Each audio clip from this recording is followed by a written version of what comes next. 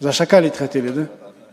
Но при этом эти шакалы и шакаленки забыли, что они нападают на льва. Оор кылмыш менен статьяны ошол беренени койгондон кийин бул камалыш керек болчу. Бұл жерде биздин чынында күнөөбүз бар. Марлан Абдрахманович, биз депутат комиссия түзүп аягына чыгарыш керек болчу. Укпашыбыз керек болчу биз бир-эки адамдычы. Биздин коллегабызга дагы бир айтып коеюн, морально психологический давление кылып ошол жерденчи, ошол жерден же сот аны бир токтотуп койгон жок, прокурор да сот токтотуп койгон жок да. Эгерде кесиптешибиз каршы болбосо, Эльвира Жыргалбековна өзү охрана берсек. Эгерде ошого тиешеси бар адамдар болсо, бул жерде депутат болуп отурганга моралдык укугу жок деп эсептейм. Соцсеттерден жана 75 киши жөнүндө сот процессин жүрүп атканын көрдүк да. Бардыгын маалымат каражат булактарына чыгарып атат, мындай кыска кесип. Анан ошого байланыштуу биздин да кесиптешибиз Сурабалдиева Эльвира Жыргалбековна да ал жерге барыптыр. Бирок кандай статус менен барган менде маалымат жок экен толугу менен. Бирок ошол жерде кесиптешибиз эл тарабынан шайланган электүүлүү депутат бир кысымга алынгандай болду да ошол жерде. Мен байкашымча караганда. Жооп берейин десе бир кысым болуп атты. Сүйлөйүн десе кысым болуп атты. Андан кийин мен мындай бир ойго келдим да. Урматтуу төрага, ошондуктан мамлекеттик мыйзам бар бүгүнкү күзөт боюнча. Государственная охрана. Ошо мыйзамдарга таянып, эгерде кесиптешибиз каршы болбосо, Эльвира Жыргалбековна өзү мамлекеттик эме берсек, охрана берсек, күзөт берсек эгерде бир аз ситуация жараша ошо шартка туура келип калды болуш керек. Ошондуктан бирок бул президенттин өзүнүн буйругу менен берилет, тескемеси менен. Ошондуктан сиз да сүйлөшүп, бир акылдашып, ошону сунуштап көрсөңүз. Мен ойлойм, Эльвира Жыргалбековна өзүнүн чечими болот чыгар, бирок биз кесиптештер катары алдын ала ушундай иштерди карап койбосок болбойт. Анан кийин дагы кеч болуп калды деп. Эми Кудай сактасын, андай жамандык нерселерди ойлобойлу, бирок бул мыйзамда каралган, бирок кечеги соттун процессинде көргөндө биздин кесиптешибиз Эльвира Жыргалбековнага жасалган кысым, басымды бул мен туура эмес деп ойлойм да. Ошондуктан биз алдын ала иш чараларды жүргүзүп койсок. Рахмат. Рахмат. Урматтуу депутаттар, бул боюнча маалымат бергенге уруксат этиңиздер. Туура 75 кишинин бул жакка каты келиши боюнча азыр ар кандай пикирлер, ар кандай ушундай сөздөр айтылып атат. Бул боюнча дагы бир жолу сиздерге маалымат берип койгонго уруксат этиңиздер. Билесиздер, ошол жаңы эле төрага болуп шайланып келгенден кийин, силер шайлагандан кийин бул жерде ошол кат боюнча өтө чоң талкуу жүрүп, ар кандай божомолдор айтылып, бул жакта ушундай процедура болот эле, ар кандай сөздөр айтылганга байланыштуу керек болсо ошол жерде жабышып отургандар бири-бирин сата баштаган. Кой алгандай божомол болбосун деп, биз бул жактан атайын комиссия түздүк. Комиссиянын отурумуна биздин күчтүү юристтерди жана ошол жакта аппараттын сотрудниктерин жана дагы депутаттарды ошол жерге карап бериңиздер деп чогуу караттык. Ачык, айкын. Ал каттын бияка келип жүрүшүн гана аныктоо багытында. Аны биз тергөөгө өткөзүп бердик. Тергөөчүлөр, эми биз тергөөчү эмеспиз да, тергөөчүлөр өздөрү толук түрдө жумушун алып барып, далилдеп, анан сотко өткөзүп берди. Бүгүн сот жүрүп атат. Биз ошол эле күнү Эльвира Жыргалбековна боюнча мен сүйлөйүн дегем. Бул жакта өтө көп депутаттар сүйлөйүн деген. Бирок биз ошол сотко басым болуп калбасын, тергөөгө басым болуп калбасын деп буга чейин сүйлөп отурганбыз. Сүйлөгөн эмеспиз. Бирок бүгүн сүйлөгөнгө туура келип атат. Ошон үчүн урматтуу депутаттар айтып койсок, дагы бир жолу кайталап койсок. Демек, ал кат чындыгында бул жака келген. Биз ошол тийиштүү ар бир сотрудник алып атканда, ошол катты алып барып атканда, киргизгенде, кимге канчада, саат канчада болгондон бери бүт бизде объяснительный бар. Биз анын баарын комплектовать этип, толуктап, анан МВДга өткөзүп бергенбиз. Менен баарын айтпасам дагы, кичине аттарын атабасам дагы, кичине мындай дагы болуп мындай подробныйраак маалымат берип коеюн. Ал кат келгенде келип келекте жана мен айткам, күтүп алган деп. Чындыгында күтүп алган. Себеби ошол жакта сотрудникке команда келген. Ошондой кат келет. Күтүп тур деген. Күтүп турганда аны регистрация кылбай кармап тур деп айтат. Ал келет. Катты действительно алып келет. туура эмес адресин жазып коет, кайра барып бирөөгө чалып, оңдоп, кайра алып келип, туура келип алып келгенде бая команда алынгандай эле ал катты кармап турат. Кайра 2 сааттан кийин команда келет, болду, айтылды, төраганын атына каттандырасың деп дагы экинчи команда келет. Мурдагы төрага Шакиевке каттайсың, ошонун атына каттатырасың, ошонун атына катты прима алып барасың деп команда берилет. Ошол жерде биздин тийиштүү заведующий отдел сотрудниктери ал катты кадимкидей эле ошо төраганын атына каттайт. Билесиздер, эми каттоо ар кандай жүрөт, өзүңүздөр жакшы билесиздер. Аны кээде вицелерге каттап койсо болот, аны кээде прямой эле комитетке каттаса болот, же болбосо өзүнүн процедурасынын акырынасын келет, ал келе турган эле нерсе. Бирок аны жанагындай күттүртүп, алдырып, анан кайра каттатырып, анан ошону приемныйдан чалдыртып алып келип бергиле дейт. Төраганын мурдагы Шакиевдин приемныйына ошол катты алып барып берет. Алып келгиле дейт. Ошол жактан өзүнүн советниги, помощниги алат дагы, колуна алат ал катты. Менде болосун дейт. Толук түрдө ошол Шакиев менен согласовать этет. Ал согласовать этип, видимо, ошол ответственностьтан качам дегенби, же убагында мен көрбөй калдым деп ойлойт дегенби, айтор менин орун басарым алып барып бер, ал ылдый комитетке түшүрсүн деген буйрук берет. Ал жерде кадимкидей эле алып барып туруп, ошол орун басарын алып барып, орун басары бир орто жолдо кармайт, тактайт, тактаганда убакыт өтүп кетет. Ошол тактой турган убакыт. Сценарий боюнча дароле түшүп, ошол комитетке түшмөк, бирок баары бир комитетке аяк барып түштү. Кечээ күнү сотто барган биздин ошол сотрудниктер ал косвенный свидетельдер, прямой свидетельдер. Прямой ошону алып баргандар кечээ жабык отурум отутканда айтышкан. Алар следовательдерге да барганда өзүн ошол бизге жазып берген баарын тастап берген. Алар өзүнүн өмүрүнөн да корккон, азыр деле коркуп атышкандар. Ошондуктан мүмкүн баягы ачык болуп атканда алардын показаниясы көрүлгөн жок, косвенный дагы бир жолу, экинчи, үчүнчү, аны бул жерде деле силер уккан, сотрудниктер укканын эле гана айтып атат. Ошол эле учурда мына биздин депутатыбыз дагы Эльвира Жыгалбековна, ал каттын жүрүшүн каяктан ал эметет. Ал болгону бул жакта болуп аткан баардыгыбыз эле уккан нерсени айтып аткандай эле ошол сотрудниктер экинчи показания менен берип атты. Биринчи показания дагы бир жолу кайталып коеюн, алар толук түрдө ошол айткан сөзүндөй кылып тергөөгө бир баарын айтып берсе керек, тергөө сотко берсе керек, сот ошол жерде өзү карап берет. Бирок биздин кагаз боюнча ошондой болгон.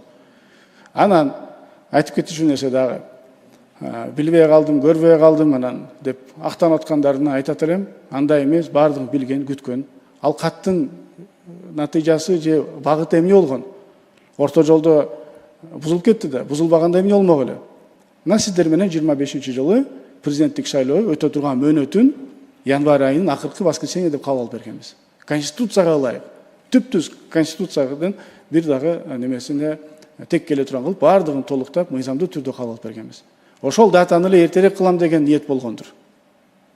Анткени билесиздер, ага чейин уже коомчулукту даярдап аткан. Коомчулук буга даярданып аткан.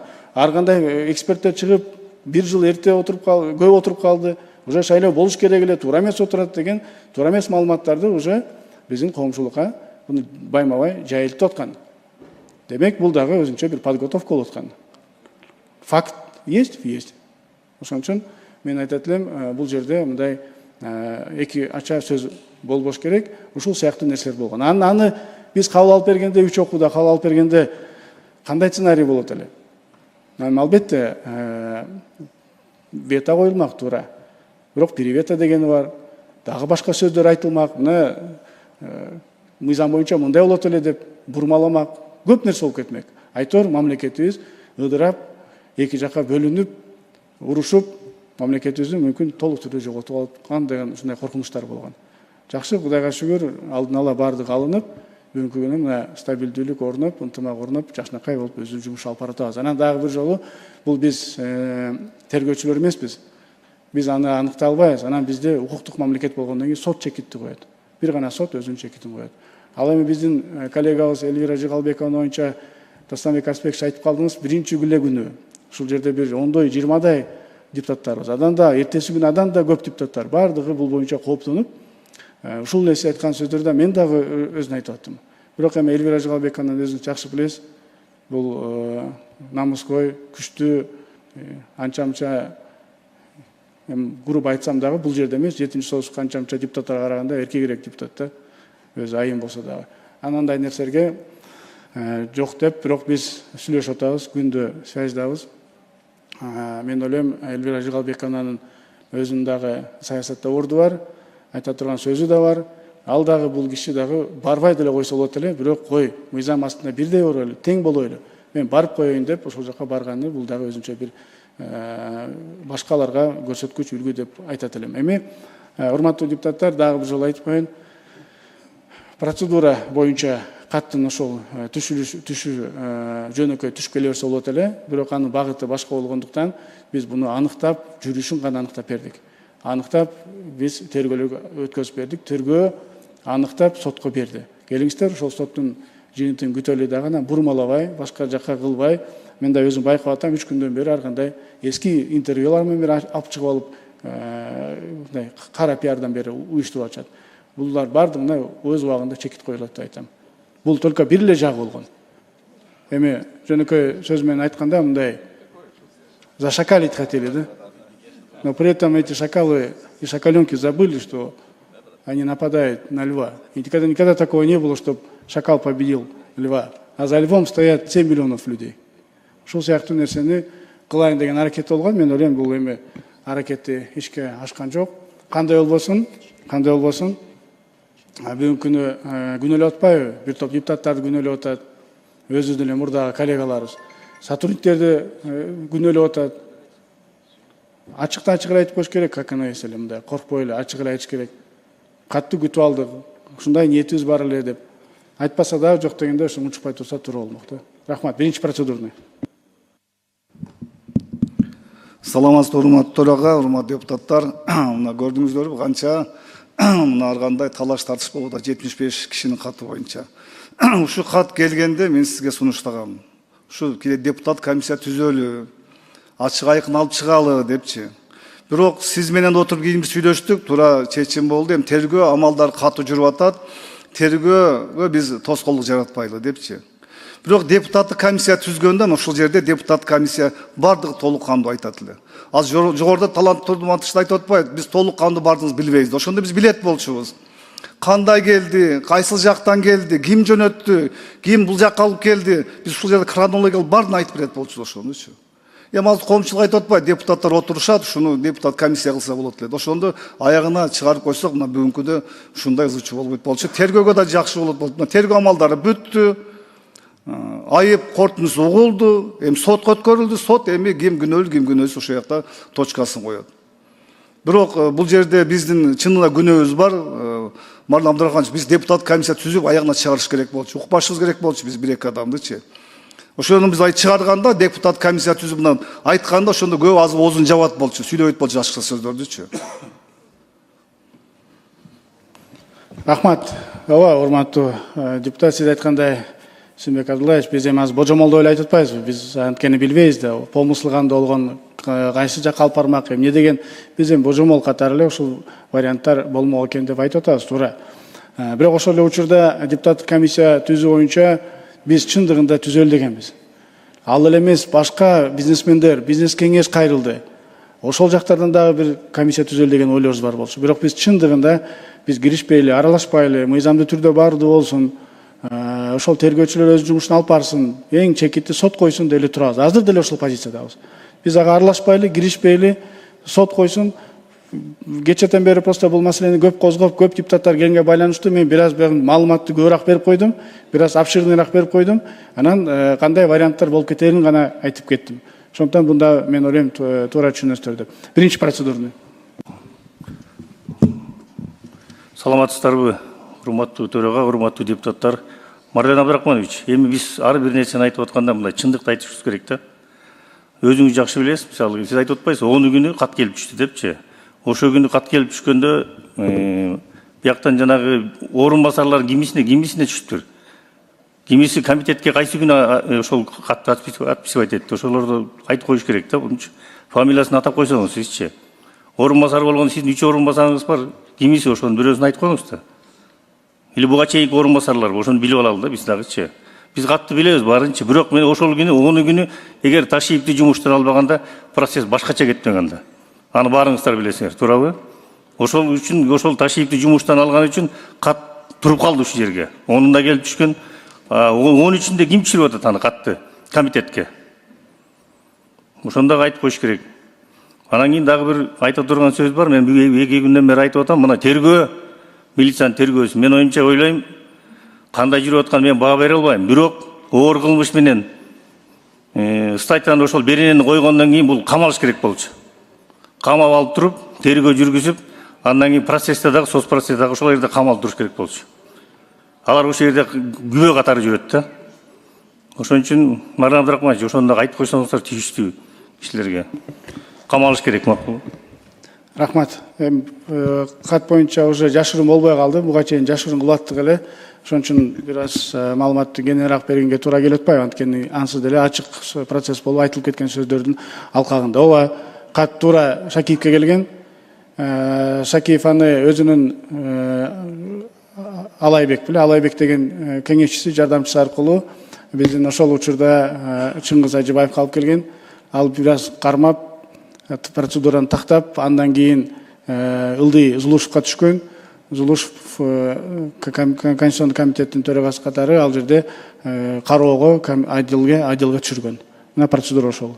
Бул ачык айтылды, мен деле ачык кошумчалап кое берейин. Буга чейин айтпай айттык эле, дагы бир жолу айтайын.